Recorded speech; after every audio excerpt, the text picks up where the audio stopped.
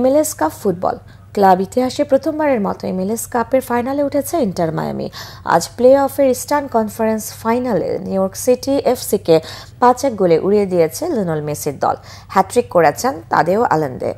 একটি গোলে অ্যাসিস্ট মেসির। ফ্লোরিডা চেজ স্টেডিয়ামে অনুষ্ঠিত কনফারেন্স ফাইনালে 14 মিনিটে মায়ামিকে এগিয়ে দেন আলেন্দে।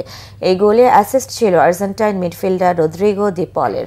23 মিনিটে নিউ ইয়র্ক সিটির জালে ফের বল পাঠান আলেন্দে। জর্দি আলবার ক্রসে হেডে গোলটি করেন আর্জেন্টাইন উইঙ্গার।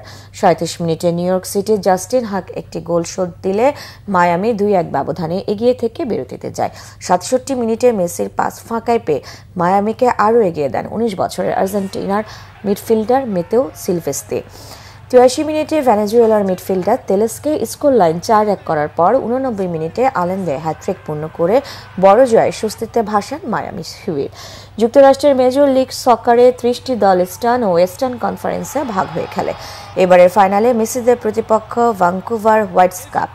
ওয়েস্টার্ন কনফারেন্সের ফাইনালে আজ স্যান দিয়েগোকে 3-1 গোলে হারিয়েছে তারা। আগামী 6 ডিসেম্বর মাঠে গড়াবে MLS কাপ ফাইনাল।